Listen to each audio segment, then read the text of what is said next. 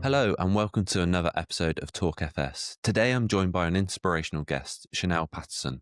Chanelle started out as a financial advisor, but her passion for innovation led her into the world of artificial intelligence. She's now leading the way in shaping how AI can transform the way we deliver financial advice. In this episode, we'll be covering Chanelle's journey from advice to AI, Chanelle's vision for the future of financial services. Chanelle, thank you for joining me today and welcome to the podcast. Thank you for having me. It's very exciting and always very weird to hear somebody else talk about you. Well, I'm really excited for this because AI is such a hot topic. It's come on leaps and bounds in the last, I would say, really 12 months, but it's been bubbling away for a few years now, hasn't it? But we're really starting to see people use it to excellent capacity in the last 12 months. So before we dive too much into the technology, I mentioned in the intro there that you had an initial journey as an advisor yourself. If you could just in a nutshell sort of cover that, but also why you're now looking to really channel your energy down the technology route. Absolutely. And I'll do my very best to make it in a nutshell. So my career started in advice, as you said. So my dad's a financial advisor, which many people have heard me say many times, but I would not be in the industry if it wasn't for the fact that he was an advisor. So have been around it for as long as I can remember. Didn't initially think it was for me. Eventually, dad persuaded me to do the exams. And I thought, you know what, actually, this is fairly interesting. Maybe it's not too bad. I did the usual admin, paraplanning advice. I did all my exams. I got chartered. I was giving advice. Absolutely loved it. I think it's such a rewarding career. I think it's so valuable to clients. So you can just see the outcomes, the difference you make. And I absolutely loved it. But what basically happened was I was attracting younger clients. I was looking at different ways that you could run an advice business, different ways you could deliver advice, different ways of marketing yourself and the business, different ways of charging. And I was like, oh, do you know what? This is really interesting. Like, how else could we do this? And at that point, this is probably going back 4-ish years ago, and there wasn't that much out there in terms of doing it differently. And I just got totally obsessed, to be honest, of how you could deliver advice in different ways. And that then led me on a bit of a tech path, I suppose. So I was with a startup for a year. Money Means we were looking at digitizing financial planning, which was super, super interesting. But I didn't at that point really still have a grounding in tech, if you know what I mean. So I had my advice qualifications, I'd given advice, and that client facing experience was amazing. But I didn't have that tech grounding. So I then moved to Wealth Wizards and was a product manager in their advice and guidance at digital journeys for about 2.5 years. And that really gave me that grounding in tech, that like literally spending day in, day out with the software engineers, like really understanding how tech is built, how it works, what buyers want, what clients want, also what customers want, end users want. So I had that really unusual combination of advice experience, sat in front of clients, qualified with the technical knowledge, and then time in tech, which is pretty unusual. And I've known Heather, the founder of NextWealth, for quite a long time. And we had a conversation, and that led me to my role now, which is Associate Research Director at NextWealth. And I focus on advisor tech research and our AI lab.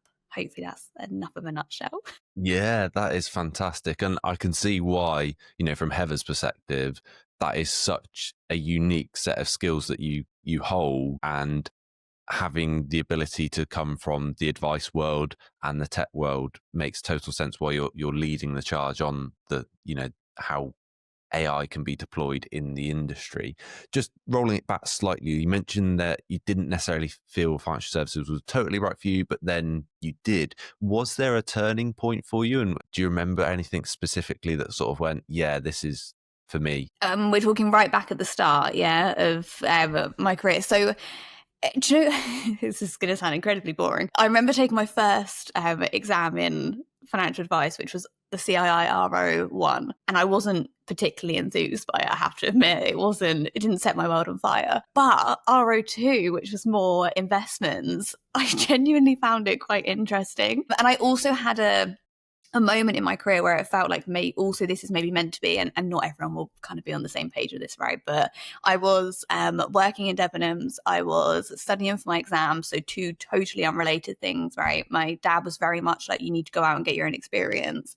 So I was starting to study for my exams, and I lived down south, and at the time it was Old Mutual, obviously now Quilter.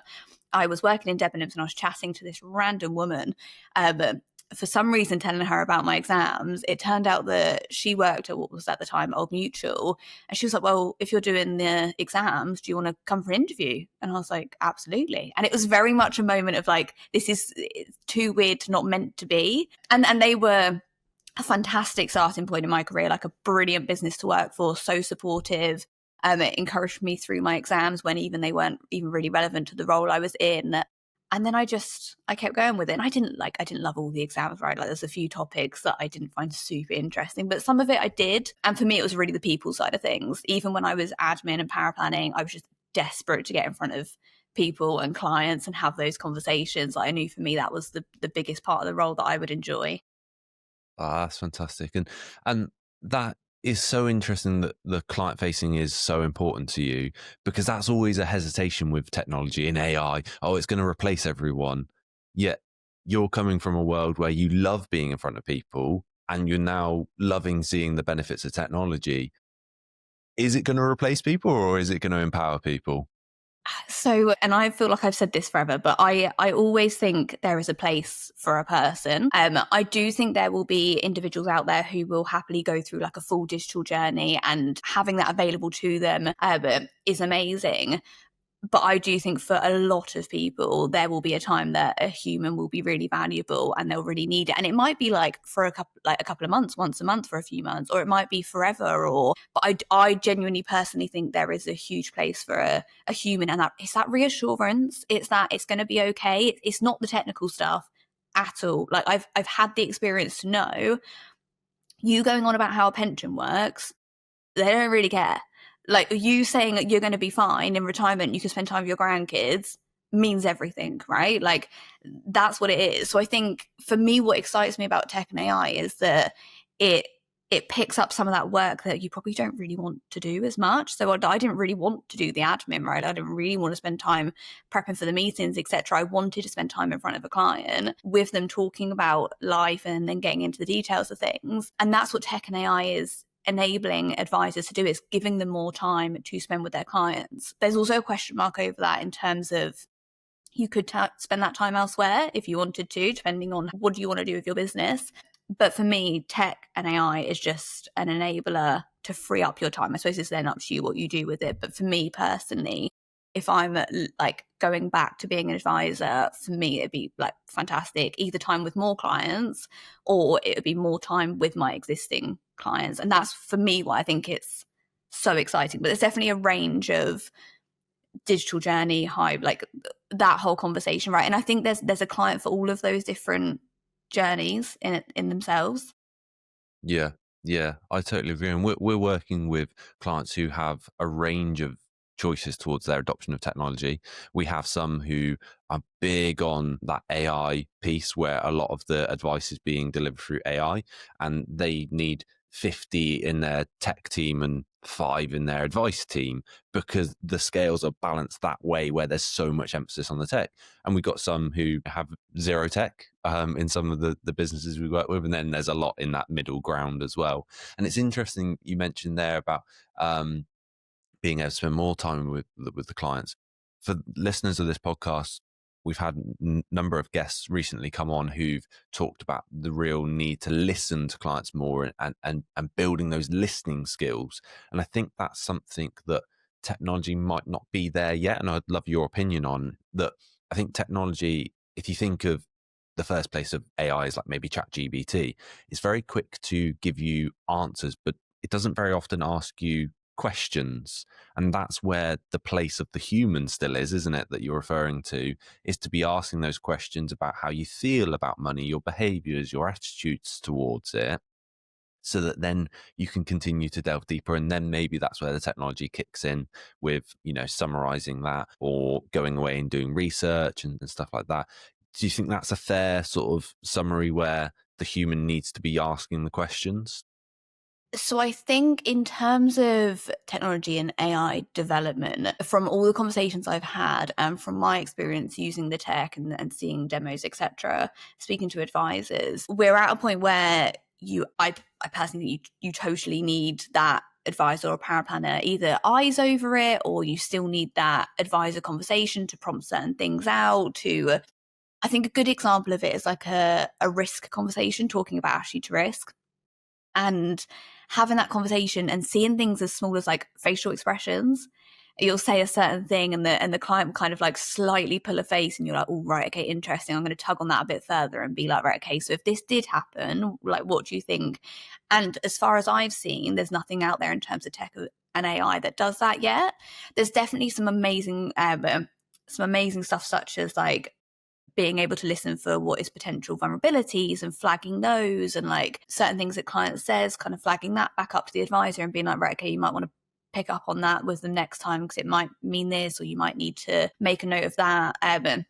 So it's doing some incredible things, but there's definitely still some gaps that it's not yet covering. But I think the other part of that is also moving so quickly and developing so rapidly that I don't know how long it will be till it can do that, but it doesn't feel like it's a million miles away. But it probably feels like it's maybe pretty close. But will it ever pick up facial expressions? I don't know, quite possibly. But for now, being able to see that client reaction, you can tell so much, right, from body language and stuff like that. From what I've seen, it's not there yet. Yeah, interesting. And yeah, this podcast might need to be recorded again in 12 months' time because, like you say, the technology is then completely different, or not necessarily completely different, but what is out there is so important to learn from, isn't it? And that's what you're trying to achieve with the AI Lab, isn't it? So tell us a little bit more about that in case our listeners aren't aware of it.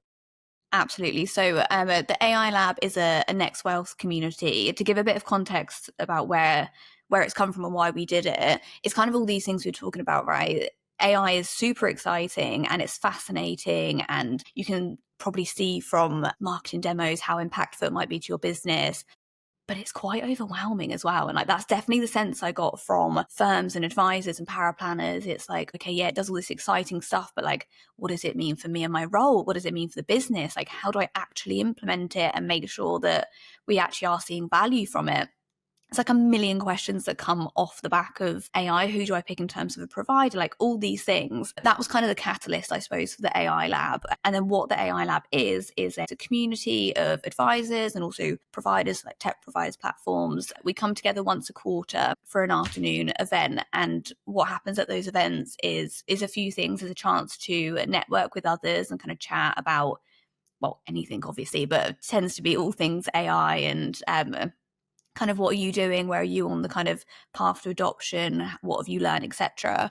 But then we also have presentations, so it might be like a use case, for example, which we found a hugely interesting, and from our members they've told us that's kind of often where they get a lot of the value. Is individuals running businesses or advisors will stand up and be like, right, okay, this is how I've used AI, this is what I've seen, this was difficult, this was great. People are like, brilliant. Like, you leave with so much insight, right? And it's that openness that I think is so important.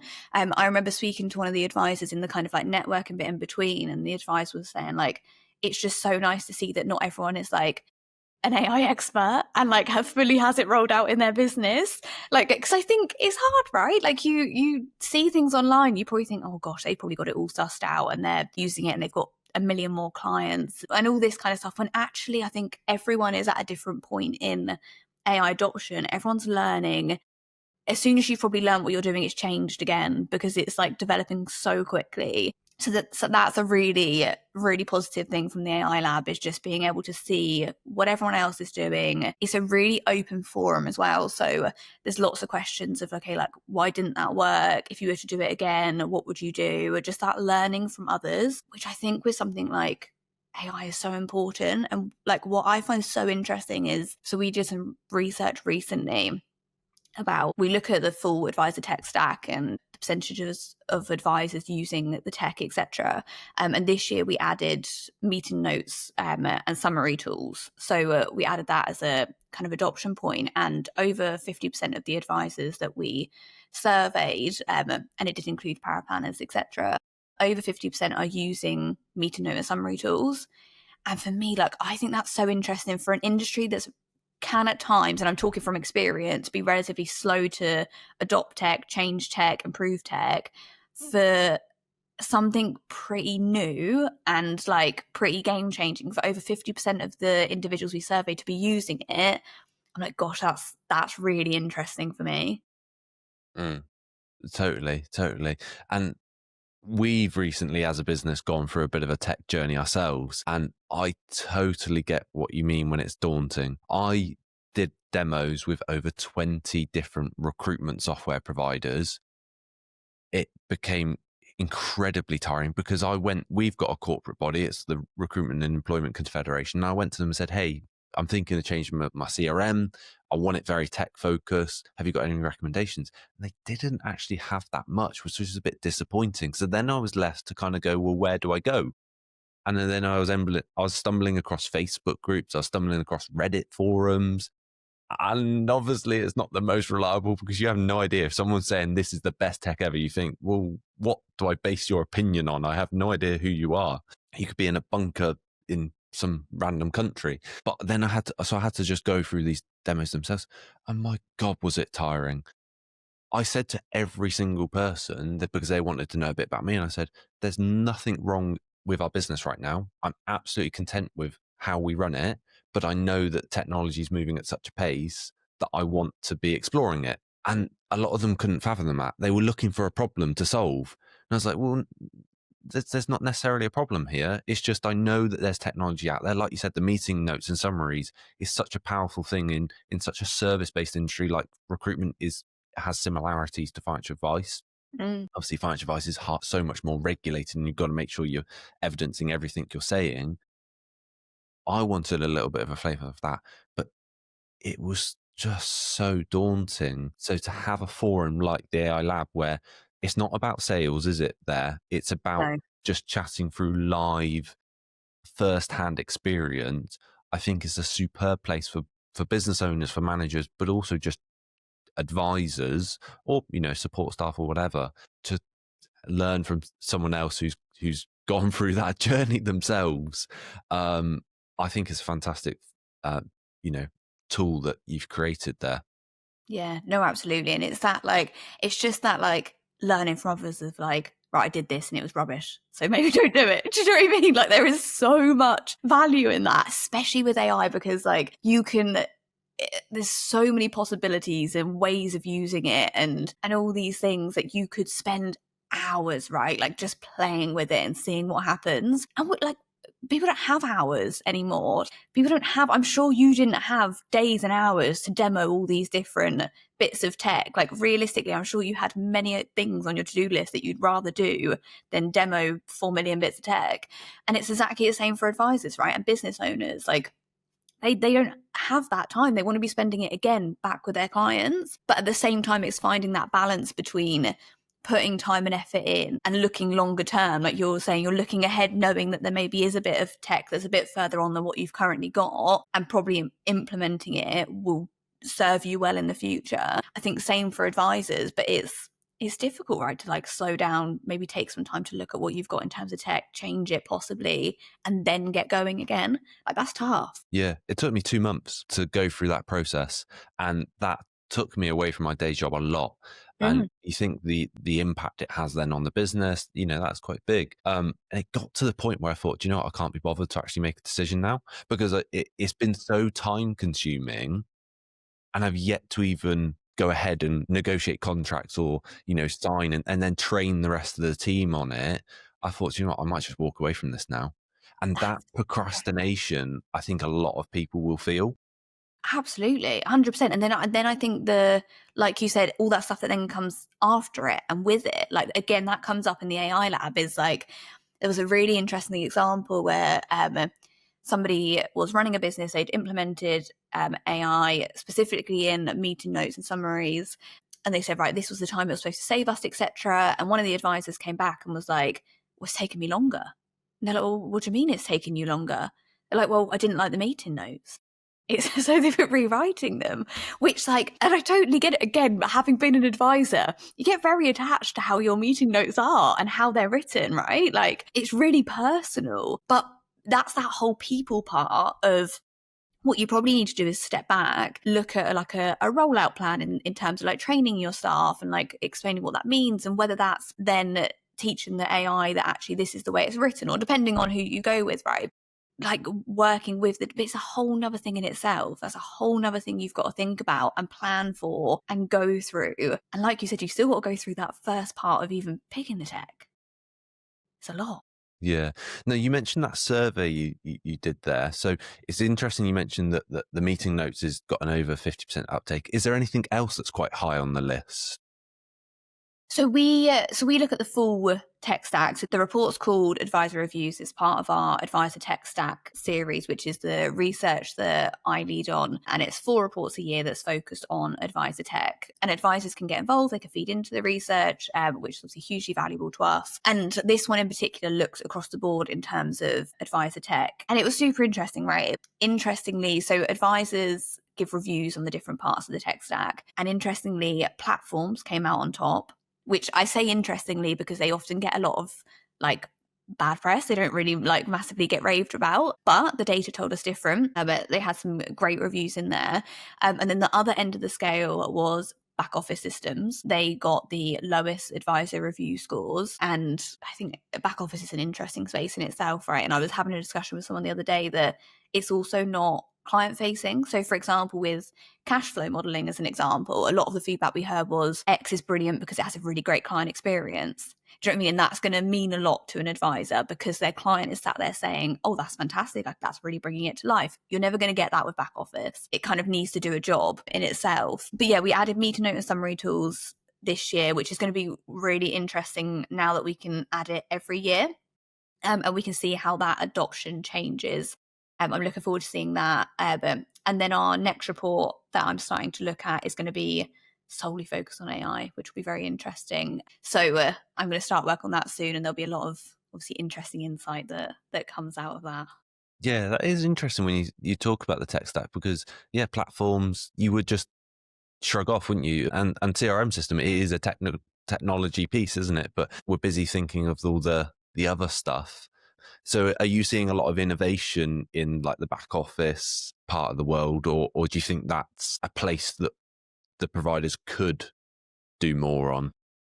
There definitely is innovation. There's businesses that are coming at it from a different angle. But I also think, before I kind of carry on with that train of thought, like the overall advisor tech in general, for me, there's quite a split between the long-standing tech that's been around for a long time and serves a lot of the market versus the kind of smaller, more startup, albeit a lot of them have still been around for kind of like 4+ years, but that's not that long compared to the kind of long-standing providers. So it's kind of this split of the ones that have been around for quite a long time, and then the newer guys that are approaching it from a different angle, right? They're just coming in probably similar to me, having used the tech and been like, I didn't like this or that, so we're going to approach it in this different way, whether it's like an all-in-one system, for example. That's a common topic of conversation in the industry, is the kind of all-in-one versus best in breed, kind of fitting them together.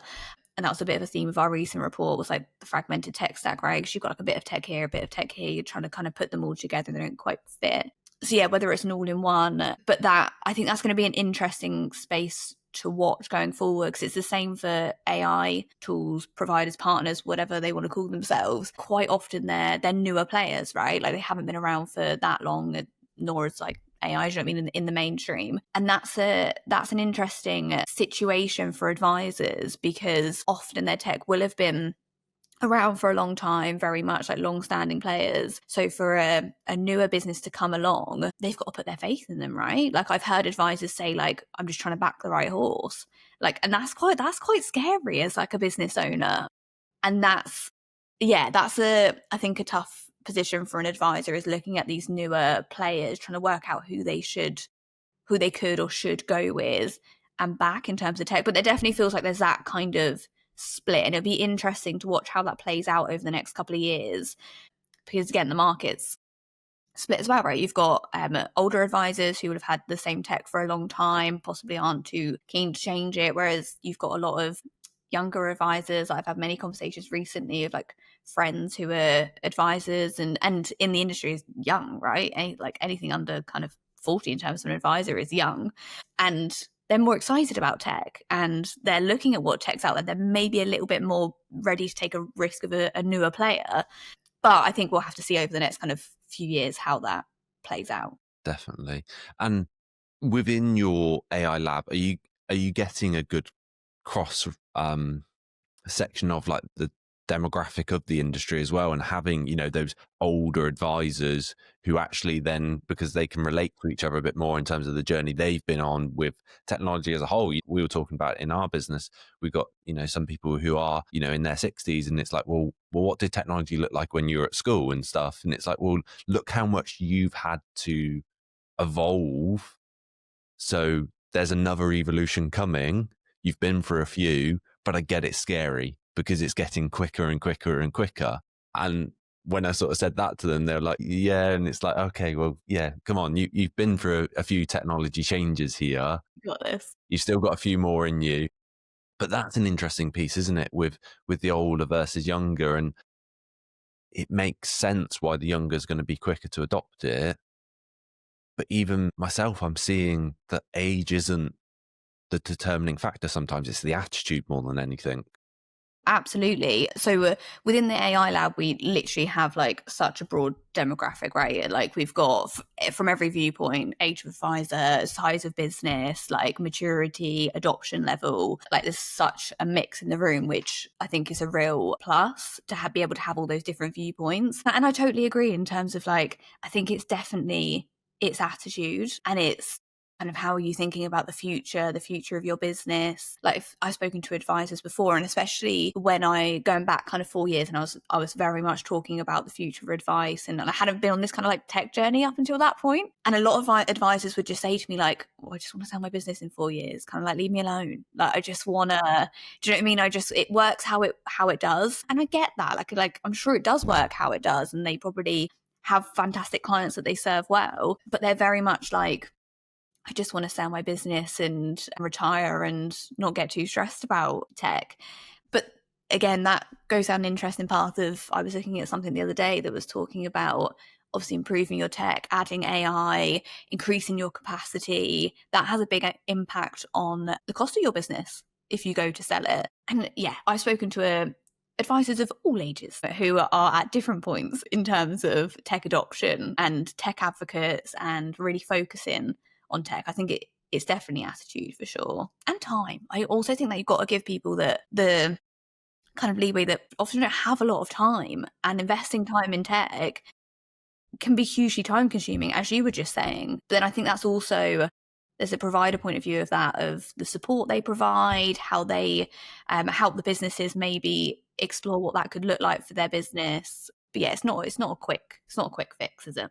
Definitely. And going back to that attitude piece, are you seeing people wanting or adopting tech more because they want to or because they feel they need to? So we did some research last year, which we were about to run again. It'll be interesting to see how that changes. And actually, as part of our AI lab, it's called our AI Index. And one of the main reasons that advisors were adopting AI was fear of missing out, like fear of being left behind, which I think is so interesting. And I totally get, like, and I've heard it firsthand. Like, I've heard it speaking to advisors, I've heard it at the AI lab. Like, I just don't want to fall behind. And especially when you're hearing these kind of stats in the industry of like, I've saved X time, I can serve this many more clients, like, or my clients get to see me now extra time throughout the year, whatever it is, I can totally understand as an advisor why you'd be like, oh gosh, like I need to be a part of that. Like I don't want to not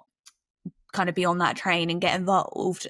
But I think a key point with that is thinking about how AI is then adopted within your business, and it's not just a quick fix that you quickly put into the business and hope for the best. It's a real like kind of thought out process, what it means for your teams, your workflow. And I've spoken to advisors and business owners that have been like, actually, we need to sort out our more general tech stack before we add AI. And that's totally valid, right? Like that's probably a really good first step, is like, let's sort out the core tech stack, but maybe workflows or processes, and then let's look at AI and how that works with everything we've got once we feel like we're in a better place. So yeah, there's definitely a fear of missing out. But I also think that's like just generally with AI, like not even just industry. Like I just think that's like, I don't know about you, but I have conversations like daily about with different people about how they're using it. And there's so many ways to use it.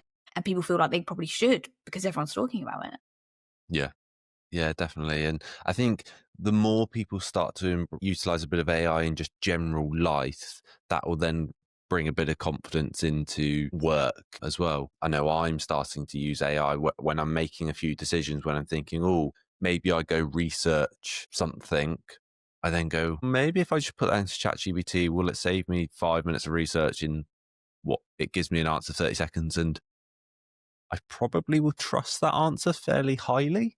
I think a way that people can look to utilize AI more in their work is first actually test it in normal day-to-day life, whether that's maybe, for financial advisors who want to be a little bit more active on social media, go use ChatGPT or Gemini or whatever you want and ask for a little bit of inspiration to help create a LinkedIn post. That could then give you a little dip your toe in the water, really, to see how it can just, instead of looking at a blank piece of paper, all of a sudden give you some inspiration. And you might then rip it up and write something completely different. But sometimes it's that starting point, isn't it? So that's what I think people and across all ages, all demographics, I think there's a place for some AI in just day-to-day life, really.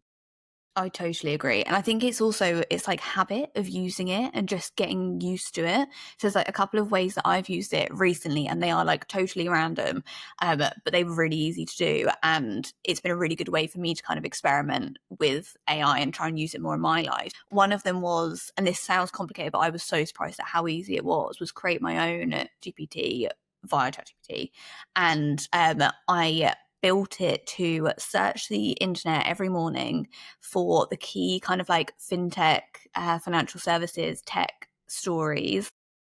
And I kind of specified, like, keep it to legit sources, like stick to these kind of like, I don't know, FD advisor, professional, like all of the kind of key ones. I was like, right, search these. If you're going to send me anything, reference it. And then every morning I'm like, right, can I have my update, please? Keeping my manners. And it gives me this lovely laid out, here are your top 3 stories. Here are 5 that you probably want to know about. And it's had its little niggles, like I've had to kind of put in there, right, don't show me anything twice, etc. And it's great. Like it searches the whole internet. Like it's brilliant. Like some of the stories I've mentioned them to others and they're like, where have you seen that? I'm like, wow, you got me, like you got me now. And then I go down a big old path of what I feel, but it was so easy and I use it every day, and you can use it for anything, right? Like the other one I built was I basically built it was like a nutritionist. So I told it that I want to kind of meet all these things, and this is the food I like and I don't like, and then every week I'm like, right, write me a meal plan and also give me my food shopping, and it does it. Like it's honestly game changing. It is so powerful. The bit, I guess, that might cause a little bit of hesitation, particularly financial services, because of the regulation, is then the security side. Is there, obviously, you'd expect people who are offering their AI tools to the industry need to be well aware of the do's and don'ts. Is that a concern for anyone that you're coming across with the security element? Totally. It's definitely something advisors are mindful of, worried about. And I think the difficulty with AI is that, and I've had these conversations with advisors, is they know they're worried about a few different things, like that being one of them. They know they need to ask the questions. They don't always know what the right questions are to ask, and they don't always know what understand the answer, understandably. So that's difficult, but providers should be providing support in that space, right?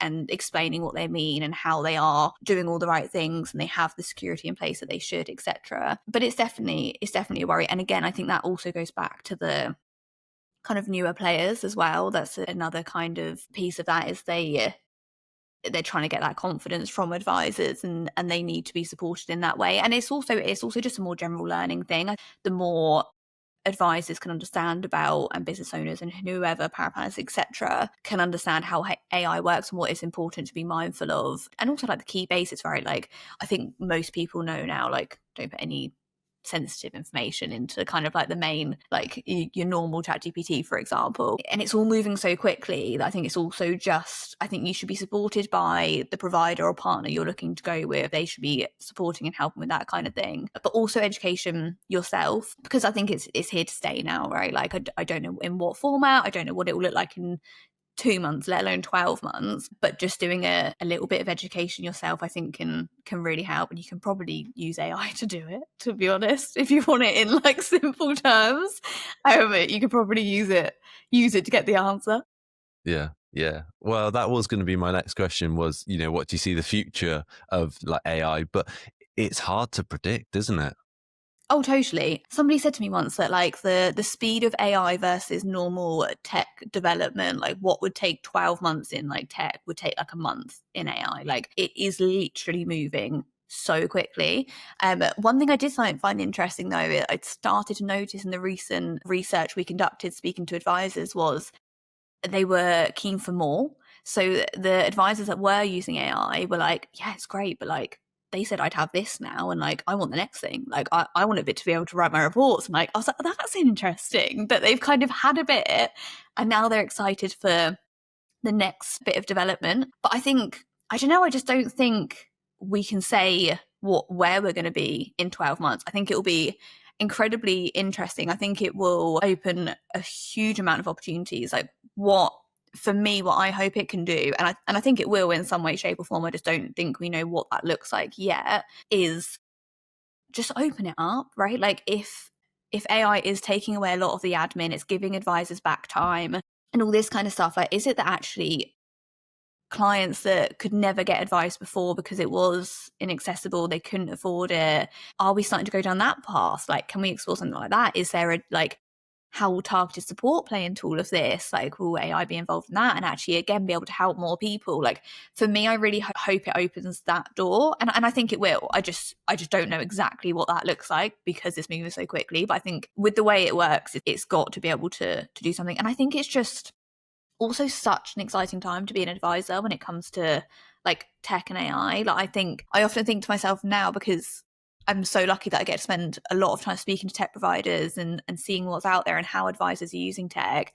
I think like, gosh, what an exciting time. Like if I was starting an advice business now from scratch and I was looking at my tech and what I could do, I'm like, that's so exciting. Like it's a totally different situation to what I was in 5 years ago, which is wild because that's not very long ago. Like it is totally different. My job would be totally different. I'd spend all my days talking to people and my team would laugh at me because I just love people and I would just have the time of my life. Like it's a different world and it's only going to keep changing. Isn't that bonkers? Yeah. Already in such a short space of time, you can say back in my day. Yeah. And there's probably so many people that would laugh at me. But so many people that would laugh at me. But it is like, honestly, like, and I was saying, I've got a friend who's a paraplanner and we were paraplanners together. And we were saying like, she's now working in a super like tech focused advice firm. And we were like, how different is this to what we were doing like 5 years ago? Like it's wildly different. Like we didn't even have like, what is it, Grammarly, and anything that checks all your grammar, and like we didn't have that like 5 years ago, let alone something that would write all your meeting notes for you. I remember I'd have like my advisor notes would like have script, they'd be scanned in, and I vividly remember there's one advisor that scribbled and said like, lovely bit of Victoria sponge cake. Like it was so fun. Like that was the advisor notes that I was getting. It was scribbled on a bit of paper and he'd scanned it in. But it's just so different. It blows my mind. Yeah, there we are. So you don't think the honeymoon is in a honeymoon phase? You think it's here to stay? I think it's here to stay. I think there's definitely some kind of like shiny toy, which I totally understand. There's a lot of messaging out there of like, it's going to save you this much time and all that stuff, and it definitely does save you time, right? I'm not saying it doesn't, but I'm mindful of there's a lot of other bits that go with it to enable you to do that. Like we talked about the whole like your team, like long-term strategy, etc. There's all of that goes with it, right? But I think it's here to stay for sure. It will just be interesting what that staying looks like, I think, over the next 12 months. Yeah, definitely. Well, I think that's a perfect place for us to end today. I do hope for those listening that they've taken some benefit away. Definitely go check out AI Lab and check out Chanelle's, profile on LinkedIn and, website as well. We'll make sure it's in the description box below. If you are unsure, do seek out a network. As I mentioned in the podcast today, I've gone through that journey myself and I was fairly isolated in it. It wasn't super pleasant. I love the results I've got, but I didn't enjoy the process I've gone through. So if there is a network that of other like-minded people, go reach out to that, because it's going to be so invaluable. Whether you do anything today or whether you do something in the future, I would encourage you to do that. Please do like and subscribe. We will continue to have other fantastic guests come on our podcast. So looking forward to seeing you on the next one.